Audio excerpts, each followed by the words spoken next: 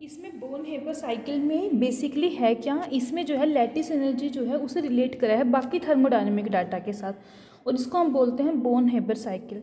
अब जैसे अगर हम कम करें कि यहाँ पर कोई सोडियम क्लोराइड है, हमें सोडियम क्लोराइड की फॉर्मेशन करनी है, मेटेलिक सोडियम है और क्लोरीन गैस है, सोडियम मेटल की फॉर्म में प्रेजेंट है, क्लोरीन गैस की फॉर्म में प्रेजेंट है, उन दोनों को मिला के जो है हमें एक सोडियम क्लोराइड का क्रिस्टल बनाना है। तो वो किस तरीके से बनेगा, on the basis of Born Haber cycle. आपके पास सोडियम है मेटालिक मतलब कि सॉलिड फॉर्म में, साथ में है क्लोरीन गैस, ओके, इनसे क्या बनेगा NaCl का क्रिस्टल सॉलिड स्टेट में।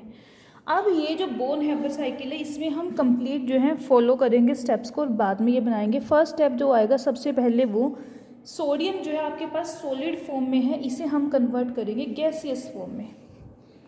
Solid directly changes into gaseous state, कौन सी एनर्जी होती है, सब्लिमेशन एनर्जी, कन्वर्ट हो जाएगा गैसियस स्टेट में, और ऐसे यहाँ पे क्या है, सब्लिमेशन एनर्जी,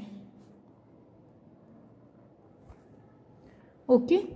सेकेंड स्टेप, अब क्लोरीन, हमें एक एटम चाहिए तो हमें क्या करना, क्लोरीन मॉलिक्यूल को डिसोसिएट करना होगा एटम्स में, क्लोरीन डिसोसिएशन एनर्जी, ये ब्रेक हो जाएगा 2 क्लोरीन एटम्स पे। डी यहाँ पे क्या है, डिसोसिएशन एनर्जी, डन। अब हमारे पास जो है एक एटम चाहिए हमें क्लोरीन का, इसका हाफ कर दो, हाफ क्लोरीन, डिसोसिएशन एनर्जी भी हाफ हो जाएगी, एक हमें एटम मिल जाएगा क्लोरीन का, ठीक है। अब सोडियम को कन्वर्ट करना है थर्ड स्टेप में आयन की फॉर्म में, सोडियम कन्वर्ट होगा आयन की फॉर्म में, ionization energy, amount of energy required to remove an electron, Na positive plus electron, ये निकल जाएगा बाहर इसमें से इलेक्ट्रॉन। इसके बाद अब क्या करेंगे, क्लोरीन जो है गैसियस में उसे भी आयन की फॉर्म में कन्वर्ट करना है, Na को Na पॉजिटिव में, क्लोरीन को क्लोरीन नेगेटिव में, ये जो एक इलेक्ट्रॉन निकला है इसे क्लोरीन में ऐड कर देंगे, Cl नेगेटिव, और यहाँ पे एनर्जी रिलीज होगी कौन सी, electron affinity, tendency of an atom to gain electron, वो होती है इलेक्ट्रॉन एफिनिटी ना, तो ये आ जाएगी, ओके। अब आपके पास Na पॉजिटिव आ गया, Cl नेगेटिव आ गया, इनका जो है कॉम्बिनेशन होगा, Na पॉजिटिव गैसियस स्टेट में plus Cl negative gaseous state में, ये चेंज हो जाएगा NaCl प्लस U, और U यहाँ पे क्या है, यू नोट लैटिस एनर्जी, अब बताई थी ना लैटिस एनर्जी क्या है, amount of energy released when 1 mole of ionic crystal is form from its constituent ions, ion से जो है जब आयनिक क्रिस्टल बनता है कितने अमाउंट ऑफ एनर्जी रिलीज होती है, वो होती है उसकी लैटिस एनर्जी, ओके। और ओवरऑल चेंज जो है, अब इसमें जितने भी हीट इन्वॉल्व हुई है उन सबको हम लेके चलते हैं, हीट ऑफ फॉर्मेशन बोलेंगे इसको, delta HF heat of formation, सबसे पहले सब्लिमेशन एनर्जी, फिर half dissociation energy, then ionisation energy, electron affinity, और last one is lattice energy. आपको लैटिस एनर्जी कैलकुलेट करनी है अगर, तो क्या करो, इसे एक साइड पे ले आओ, बाकी सबको उधर ले जाओ, 1/2 D minus ionization energy minus electron affinity, ये आपके पास कंप्लीट बोन हेबर साइकिल आ जाएगी for the formation of NaCl crystal, okay. इस तरीके से जो है हम लैटिस एनर्जी को भी कैलकुलेट कर सकते हैं। अगर आपको हीट ऑफ फॉर्मेशन गिवन है, कई बार न्यूमेरिकल इस तरीके से पूछा जाता है कि आपको जो है हीट ऑफ फॉर्मेशन गिवन है, इसके लिए लैटिस एनर्जी निकाल के दिखाओ, तो आपको complete Born Haber cycle draw करनी है, उसमें बस ये देख लेना है कि हमें किससे किस में कन्वर्ट करना है, सॉलिड स्टेट में है उसे गैसियस स्टेट में कन्वर्ट करेंगे, मॉलिक्यूल की फॉर्म में है उसे एटम्स में लेके आएंगे, फिर एटम को जो है आयंस में कन्वर्ट करेंगे, क्लियर। बोन हेबर साइकिल की बाकी काफ़ी अच्छी एप्लीकेशंस है, ये एप्लीकेशंस डिस्कस करते हैं अब इसकी।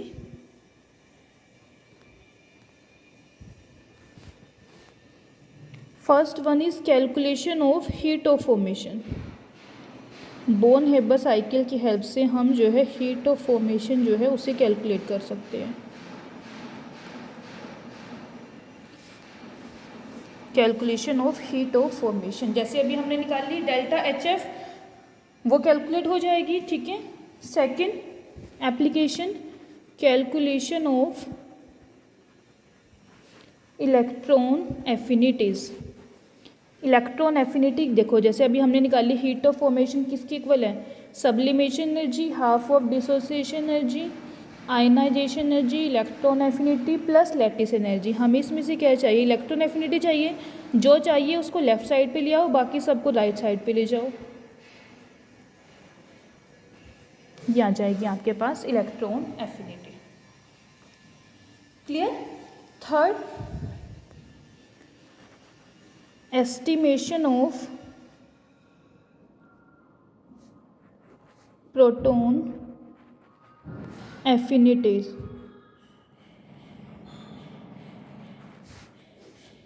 प्रोटॉन एफिनिटी जो है मतलब कि बोर्न-हैबर साइकिल को हम यूज़ कर सकते हैं to calculate the proton affinity. Proton affinity मतलब कि टेंडेंसी उसकी, तो वो जो है हम इसकी हेल्प से जो है कैलकुलेट कर सकते हैं। बेसिकली इलेक्ट्रॉन एफिनिटी मतलब कि एनर्जी रिलीज की, कोई भी रिएक्शन है आपके पास उसमें कितनी एनर्जी रिलीज हो रही है वो हम जो है इसकी हेल्प से कैलकुलेट कर सकते हैं। क्लियर।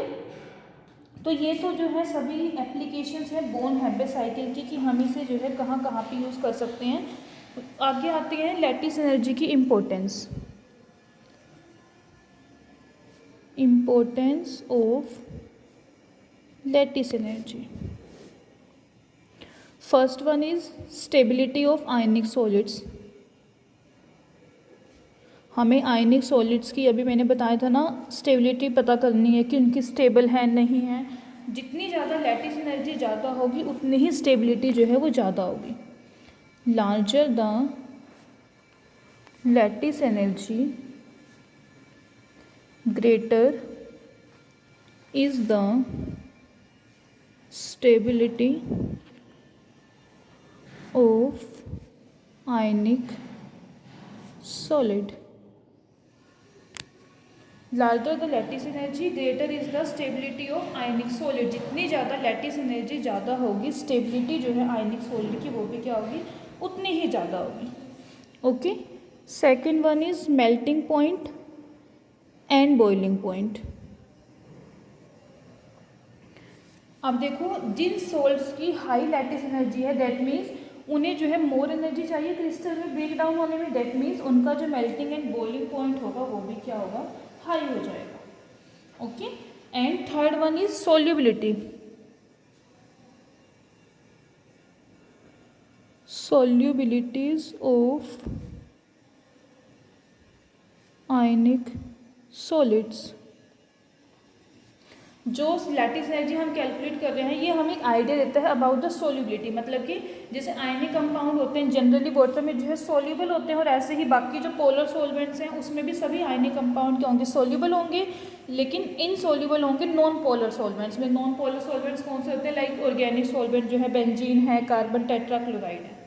तो ये जो सभी थी ये थी इसकी इम्पोर्टेंस की, जो लैटिस एनर्जी है वो किस तरीके से इम्पोर्टेंस क्या है उसकी। अब जो नेक्स्ट टॉपिक आता है इस चैप्टर में, solution energy and solubility of ionic solids.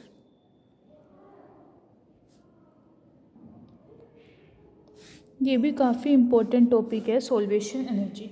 अब देखो कोई भी आपके पास आयनिक सॉलिड है जब वो सॉल्यूशन में जाता है तो उसके अंदर आयंस के बीच में जो स्ट्रॉन्ग फोर्सेस ऑफ अट्रैक्शन जो है प्रेजेंट होते हैं वो सभी ओवरकम हो जाते हैं, या फिर मैं इसको सेकेंड में कहूँ कि अगर हम आयनिक सॉलिड को किसी सॉल्यूशन में डिसोल्व करेंगे फोर्सेस ऑफ अट्रैक्शन सारे के सारे ब्रेक हो जाएंगे और जो उसका वो क्रिस्टल लैटिस आयनिक सॉलिड का वो सारा जो है वहीं पर रप्चर हो जाएगा। ओके।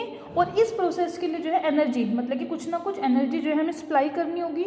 अब लेकिन यहाँ पे क्वेश्चन ये आता है कि जो ये एनर्जी है वो इसको कहाँ से मिल रही है। हमने तो कोई भी आयनिक सॉलिड है सपोज करो NaCl लिया है, वाटर के अंदर डाला, जैसे ही वाटर के अंदर डाला वो सारा का सारा उसका क्रिस्टल लैटिस ब्रेक हुआ, सॉल्ट जो है वो डिसोल्व हो गया।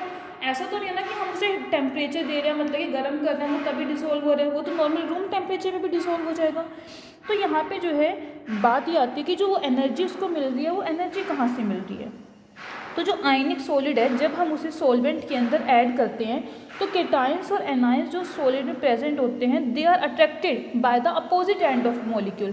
जैसे NaCl की बात करूँ, NaCl में Na पॉजिटिव Cl नेगेटिव, ऐसे वाटर भी पोलर सॉल्वेंट है, H पॉजिटिव OH नेगेटिव, तो अपोजिट आयन जो है एक दूसरे की साइड अट्रैक्ट होंगे, H पॉजिटिव Cl नेगेटिव, ऐसे ही Na पॉजिटिव और OH नेगेटिव। अब अगर हमारे पास जो है स्ट्रॉन्ग इंट्रैक्शन प्रेजेंट है सॉल्वेंट और आयन के बीच में, अब अगर वाटर जो है हम यहाँ पे सॉल्वेंट यूज़ कर रहे हैं तो इसको बोल देते हैं simply hydration of ions. Okay, अगर हम कोई और सॉल्वेंट यूज़ कर रहे हैं और उसकी जगह पे वाटर सॉल्वेंट यूज़ कर देंगे तो वो प्रोसेस जो है उसे बोल देंगे हाइड्रेशन। और जो ये हाइड्रेशन है ये एक क्या है, एक्सोथर्मिक प्रोसेस है। इस प्रोसेस में जो है लॉट ऑफ एनर्जी जो है वो रिलीज होती है और इसी एनर्जी को जो है हम बोलते हैं सॉल्वेशन एनर्जी। ओके, और जो अमाउंट है सॉल्वेशन एनर्जी का वो किस चीज़ के ऊपर डिपेंड करेगा, नेचर ऑफ सॉल्वेंट के ऊपर।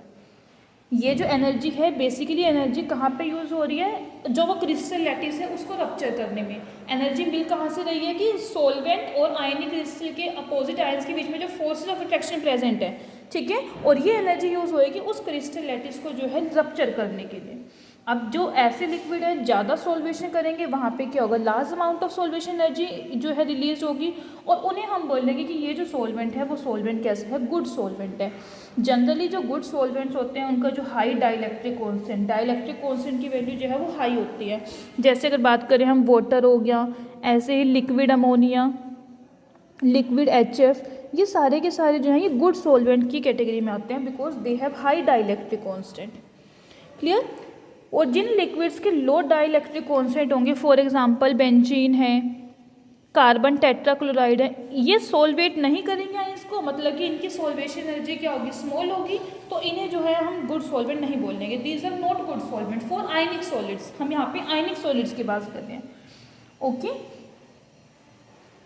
अब अगर मैं जनरल बात करूँ कि किसी भी सॉलिड को पर्टिकुलर सॉल्वेंट में डिसोल्व करने के लिए उसकी जो सॉल्वेशन एनर्जी है वो क्या होनी चाहिए, ग्रेटर होनी चाहिए उसकी लैटिस एनर्जी से। कोई भी सॉलिड है, लैटिस एनर्जी क्या है कि आपके पास मॉलिक्यूल की फॉर्मेशन हो रही है आयन से, और सॉल्वेशन एनर्जी क्या है कि वो आयनाइज ब्रेक हो रहा है। तो अगर सॉल्वेशन एनर्जी जो है आपके पास लैटिस एनर्जी से ज़्यादा होगी तभी कोई सॉलिड जो है वो किसी पर्टिकुलर सॉल्वेंट में जो है वो डिसोल्व हो पाएगा।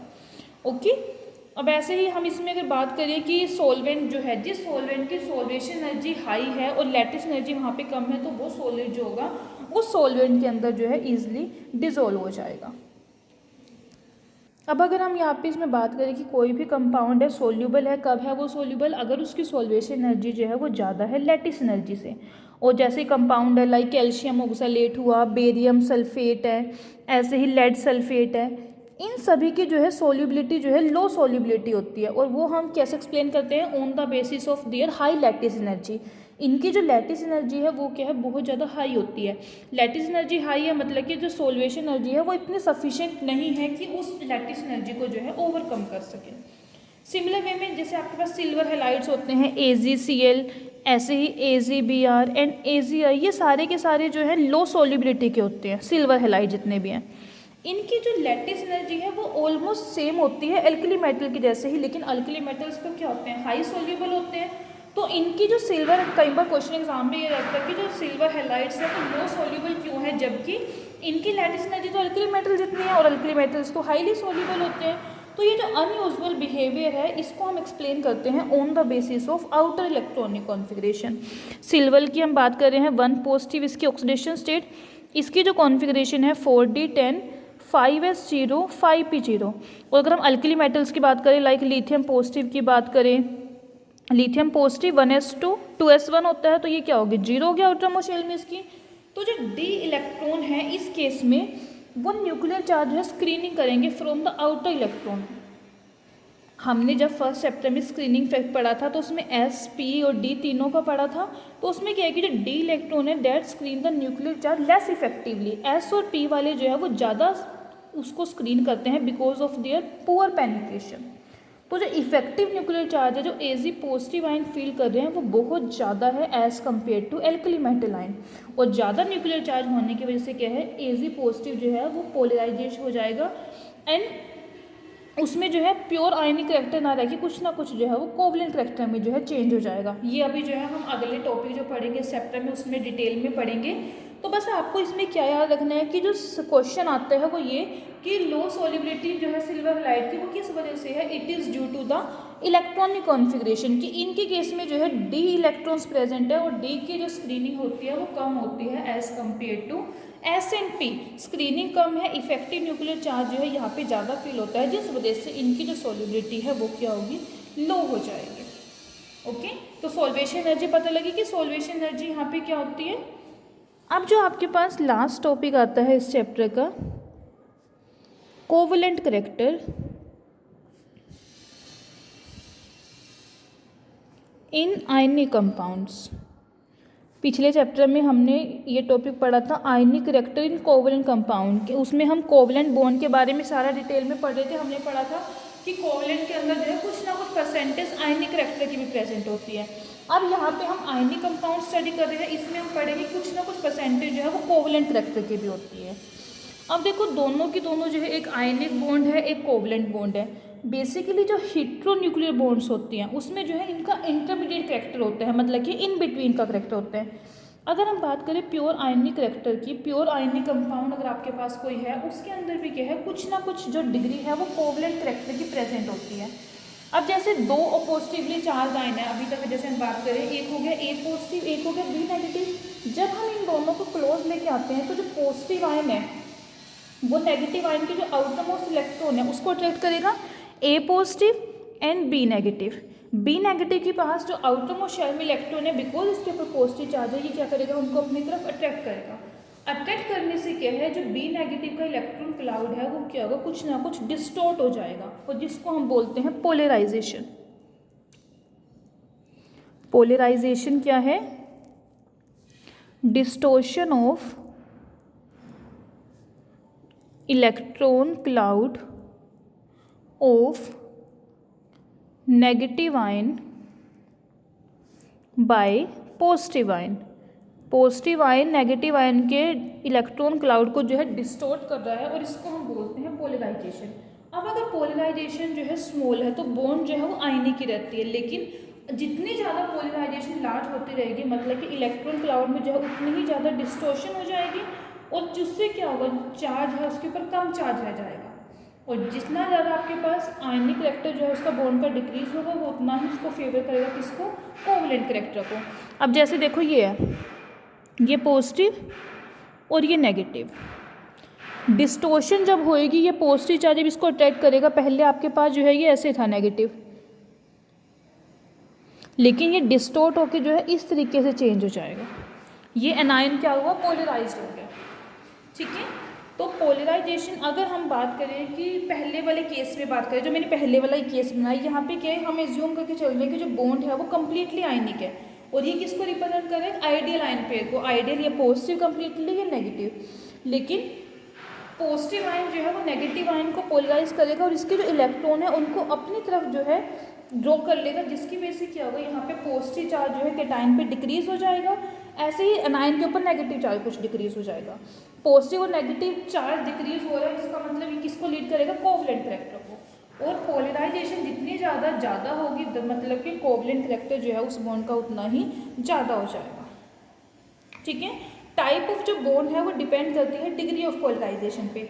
अगर कोई भी पोलराइजेशन नहीं है तो बॉन्ड जो है वो मेनली आयनिक होगी, अगर डिग्री ऑफ पोलराइजेशन स्मॉल है तो बॉन्ड आयनिक होगी, कुछ उसमें कोवलेंट करैक्टर भी प्रेजेंट होगा। लेकिन अगर आपके पास पोलराइजेशन बहुत ज़्यादा होती है तो कोवलेंट करैक्टर जो है वहाँ पे प्रीडोमिनेंट करैक्टर होगा। क्लियर, अगर बिल्कुल भी पोलराइजेशन नहीं है तो मेनली आयनिक बॉन्ड है, थोड़ी सी है तो उसमें मतलब कि आयनिक बॉन्ड है, कुछ ना कुछ करैक्टर कोवलेंट का है। लेकिन अगर पोलराइजेशन और ज़्यादा बढ़ जाएगी तो वहाँ पे प्रीडोमिनेंटली जो बॉन्ड होगी वो कौन सी होगी, आपके पास कोवलेंट बॉन्ड होगी। और जो पोलराइजेशन है वो डिपेंड करती है extent of polarization